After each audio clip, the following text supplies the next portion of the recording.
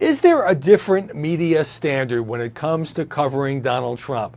Well, I've been reporting a story that I think demonstrates quite clearly that there is.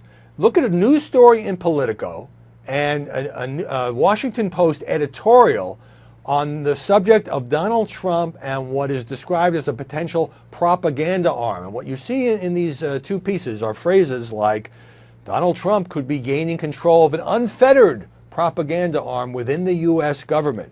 He might finally have his own Trump TV. He could install a right-wing ideologue at taxpayer expense. So let's drill down a little bit on this. We're talking here about all of the agencies that broadcast around the world, independent journalism designed to penetrate totalitarian societies and closed societies. Voice of America, Radio Free Europe, Radio Liberty, and the one named the Cuban. There's one for the Middle East and all of that. These are programs that have been around for decades. Now, there was a bipartisan law that was just passed that President Obama is going to sign into law that changed the structure of these agencies. It's not really that complicated. There's a 9-member broadcasting board of governors that oversees VOA and these other agencies.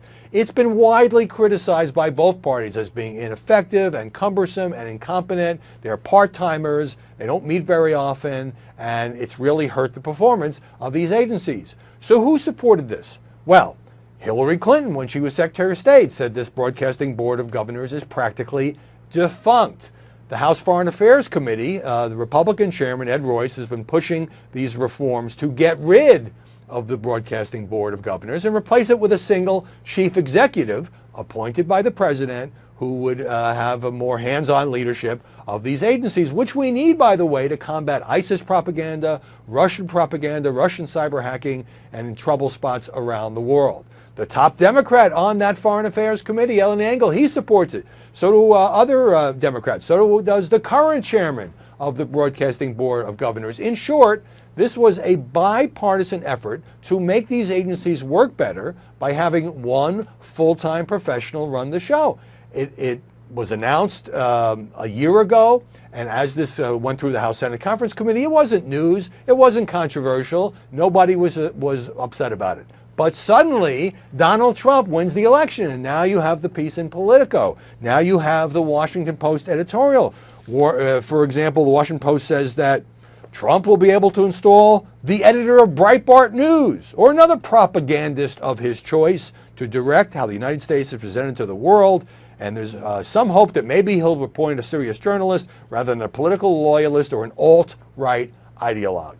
So all of this is about Donald Trump. If Hillary Clinton were about to become president, you wouldn't be seeing these stories because, after all, as I say, this was supported by both parties, by the Obama administration. The Obama administration supported this, and so did the head of the current Board of Governors, and so did many Democrats on the Hill. It wasn't controversial. So now, when you have President-elect Trump in line to make this appointment, suddenly it's like, oh, gee, this is terrible. He could turn this into propaganda. What will Steve Bannon do? What kind of alt-right crazy person could he appoint? In other words, it doesn't have to do with the law or the underlying issues or the structural reform.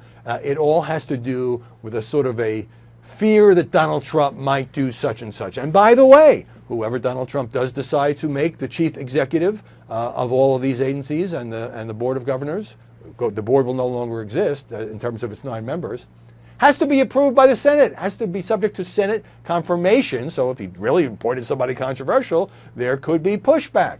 So all of this, I think, when I cover this stuff, I always ask the question, well, how would this be covered differently if it was a Democratic president-elect as opposed to a Republican president-elect? Now that you have fear and loathing, and suddenly it's a 5-alarm fire about the fact that President-elect Trump could name the new head of an agency that's been streamlined with support from Democrats and even Hillary Clinton, it makes you wonder where else the new president-elect might not be held to the same standard as if somebody else was about to move into the White House.